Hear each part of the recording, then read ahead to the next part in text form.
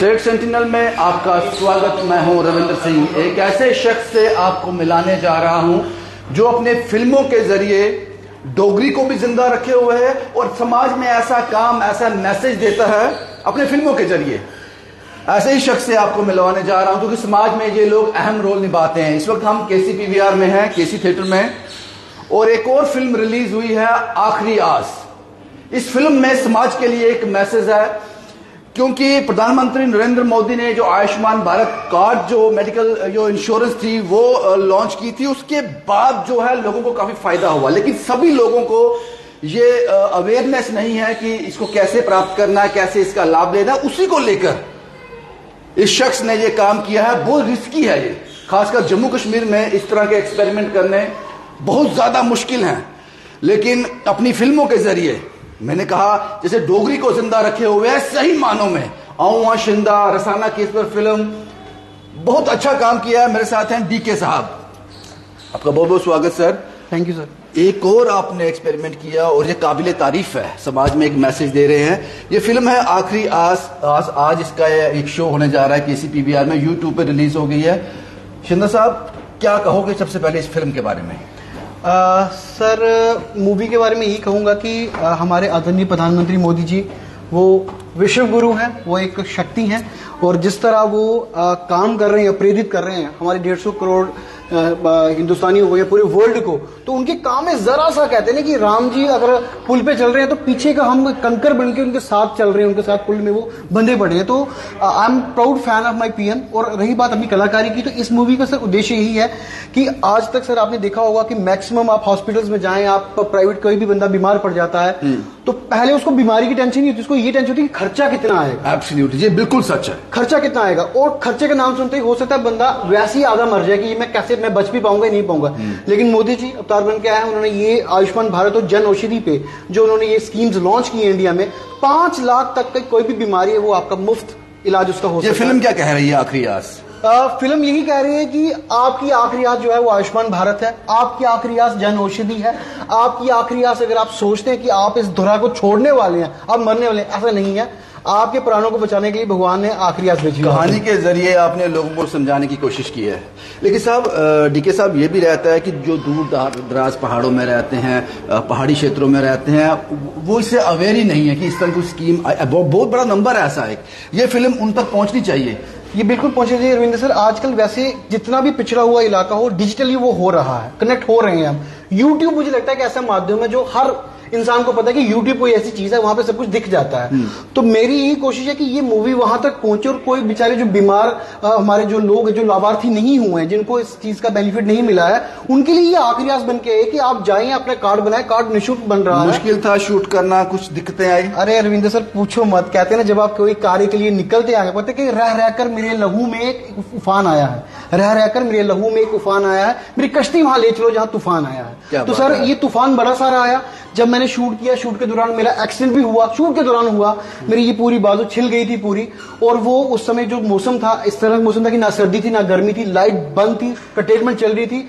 Worst condition में हमने shoot किया। रात के 4 बजे हम पैकअप कर रहे हैं, उसके बाद हमें वोमिटिंग्स हुई है, इतनी ह्यूमिडिटी में हमने शूट किया हुआ इस चीज को मैं बता नहीं सकता सर, जो कुछ मेरे साथ हुआ। लास्ट में सर जब मैं बेड पे सोया ना, तो मेरे आंखों से आंसू निकल रहे। मैं कहता माता वैष्णो देवी, आपसे यही अरदास है कि इतनी मेहनत की है ना, तो इस मूवी को पीएम तक पहुंचा देना। बाकी मेरे को नहीं फर्क पड़ता, मेरी मूवी चले ना चले, मेरा मैसेज पहुंचना चाहिए, उन लोगों को फायदा पहुंचना चाहिए। बिल्कुल, एब्सोल्युटली डीके साहब, इसमें कोई दो राय नहीं है कि ये टॉपिक ऐसा है जिसको टच करना भी अपने आप में एक बड़ा जुनून चाहिए। सबसे बड़ी है वो चाहिए, एक बूस्ट चाहिए। पता नहीं इस टॉपिक को लोग पसंद करेंगे नहीं करेंगे, लेकिन आप ऐसे प्रोजेक्ट पर पैसा इन्वेस्ट करते हैं, अपना टाइम इन्वेस्ट करते हैं, लेकिन ये सोचे बिना कि इसका आउटपुट क्या निकलेगा, वो नहीं सोचते हो। बिजनेसमैन नहीं हो आप? नहीं सर, मैं बिजनेसमैन नहीं हूं। मैं ये चाहता हूं कि I should be remembered after my death. मेरे जाने के बाद यूट्यूब पे कुछ इस तरह की फिल्में हों जो लोगों को प्रेरित करे कि एक पागल सा एक्टर कोई आया था, मैसेज देके चला गया। इतना ही काम है इस दुनिया पे आके, क्योंकि सर ना कुछ लेके आए थे ना कुछ लेके जाना है। इस धरा भी रह जाना है। तो आप अपने कर्मों के द्वारा, अपने काम के द्वारा यू शुड बी रिमेंबर्ड कि मैं कोई बंदा था। अब हमारे रविंद्र सर हैं, कितने लाखों करोड़ लोगों की दुआएं ये लेते हैं, जिस तरह के केसेस पकड़ते हैं, तो हम इनसे इंस्पायर होते हैं, हम पीएम से इंस्पायर होते हैं। हम सारे लोग सर एक्टिंग कर रहे हैं, रील्स बना रहे हैं, गाने बना रहे हैं, लोग मूवीज बना रहे हैं, लोग डांस शोज में जा रहे हैं, लोग न जाने हर तरह का काम के ब्लॉग्स बना रहे हैं। फायदा क्या, आउटपुट क्या, समाज को क्या दे रहे हो, समाज को आप क्या दे रहे हो। आप एक्टर बन रहे हो, खुद के लिए बन रहे हो, लोगों पे क्या एहसान है। एक्टर बन रहे हो तो इस तरह के एक्टर बनो कि आपके काम को गवर्नमेंट भी सराहे, आपके काम को आम आदमी भी सराहे कि यार ये बंदा तो पागल है कोई, उसमें अवेयरनेस हो। सर इस मूवी देखने के बाद मुझे ये यकीन है कि मैक्सिमम करोड़ों लोग फायदा ले चुके हैं इस चीज का। अब इसको देखने के बाद और जो करोड़ों लोग ले गए हैं वो लेंगे।